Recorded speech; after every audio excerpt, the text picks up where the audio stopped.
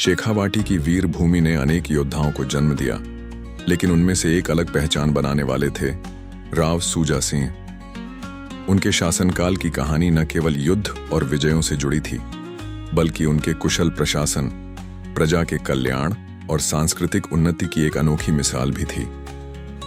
राव सूजा सिंह का जन्म उस समय हुआ जब शेखावाटी के क्षेत्र में राजनीतिक अस्थिरता और बाहरी आक्रमणों का दौर चल रहा था। लेकिन सूजा सिंह का बचपन अन्य राजाओं से कुछ अलग था। उन्हें युद्ध कला की शिक्षा के साथ साथ राजनीति, कूटनीति और कला में भी प्रशिक्षित किया गया। एक विशेष घटना जो उनके बचपन को अलग बनाती है वह यह थी कि उन्होंने किसानों के बीच बढ़ते विवाद को हल किया। महज 14 वर्ष की उम्र में उन्होंने दोनों पक्षों को शांतिपूर्वक समझा बुझाकर विवाद का समाधान किया। यह दिखाता है कि वे न केवल तलवार के धनी थे, बल्कि अपनी बात से भी लोगों का दिल जीत सकते थे। जब राव सूजा सिंह ने अमृतसर की गद्दी संभाली तो हालात बेहद चुनौतीपूर्ण थे। राज्य लगातार डाकुओं और लुटेरों के हमलों का सामना कर रहा था। इसके अलावा राज्य के भीतर दरबारियों में सत्ता को लेकर खींचतान हो रही थी। उन्होंने सबसे पहले राज्य के भीतर छिपे डाकुओं के गिरोह का खात्मा करने का निश्चय किया। उन्होंने अपने सेनापतियों के साथ रात में छापामार रणनीति अपनाई और इन डाकुओं को खदेड़ दिया। यह घटना प्रजा के लिए बेहद महत्वपूर्ण थी, क्योंकि इसके बाद व्यापारियों और किसानों को सुरक्षा का भरोसा मिला।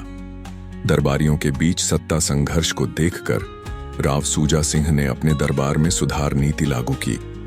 उन्होंने न्यायप्रियता को बढ़ावा दिया और षड्यंत्रकारियों को उनके पदों से हटा दिया।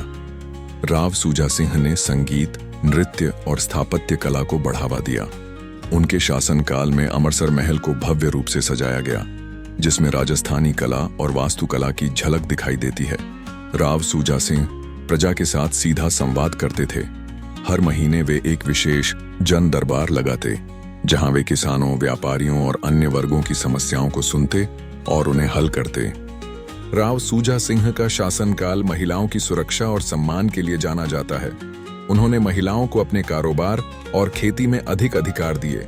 राव सूजा सिंह ने पन्नी पठानों के साथ जो गठबंधन किया वह केवल युद्ध तक सीमित नहीं था। उन्होंने पन्नी पठानों को अमृतसर के प्रशासन और व्यापार मार्गों की निगरानी में भी भागीदार बनाया। एक बार अमृतसर का व्यापारिक काफिला पास के जंगल में फंस गया। डाकुओं ने इस काफिले को लूटने की कोशिश की। पन्नी पठानों ने सूजा सिंह के आदेश पर तुरंत कार्रवाई की और व्यापारियों को सुरक्षित वापस लाया। जब मुगलों ने अमृतसर पर हमला किया तो सूजा सिंह ने रक्षात्मक युद्ध की नई रणनीति अपनाई। उन्होंने दुश्मनों को किले तक आने दिया और फिर उन्हें घेर कर पराजित किया। राव सूजा सिंह केवल युद्ध में ही माहिर नहीं थे, बल्कि कूटनीति के भी उस्ताद थे।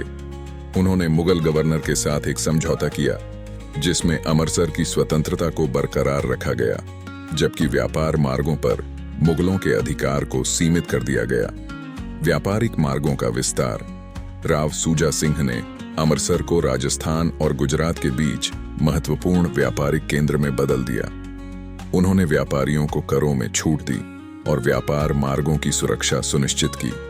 शेखावाटी की बंजर भूमि को हरा भरा बनाने के लिए उन्होंने विशेष जल प्रबंधन योजनाएं शुरू की। उन्होंने नई बावड़ियों और तालाबों का निर्माण करवाया। किसानों के लिए सिंचाई योजनाओं को लागू किया गया, जिससे फसल उत्पादन में बढ़ोतरी हुई। अमृतसर का निर्णायक युद्ध, उनके शासनकाल का अंतिम युद्ध, एक पड़ोसी राज्य के खिलाफ था। दुश्मन ने अमृतसर को कमजोर समझकर आक्रमण किया, लेकिन सूजा सिंह ने अपनी सेना को 3 भागों में बांटकर दुश्मन को चारों तरफ से घेर लिया। 1583 में राव सूजा सिंह का निधन हो गया। उनके बाद उनके पुत्र ने गद्दी संभाली और उनके द्वारा शुरू की गई योजनाओं को आगे बढ़ाया। निष्कर्ष, राव सूजा सिंह का जीवन केवल एक योद्धा का नहीं था। वह एक कुशल प्रशासक, नायक और प्रजा के सच्चे हितैषी थे। उनकी कहानी हमें यह सिखाती है कि एक सच्चा शासक केवल तलवार से नहीं, बल्कि प्रजा के दिलों में जगह बनाकर अमर होता है। राव सूजा सिंह की गाथा शेखावाटी के गौरव का एक अमिट अध्याय है। अगर आपको ये वीडियो पसंद आया तो इसे लाइक करें, चैनल को सब्सक्राइब करें और बेल आइकन को जरूर प्रेस करें, ताकि आपको हमारे नए वीडियोस का नोटिफिकेशन मिल सके।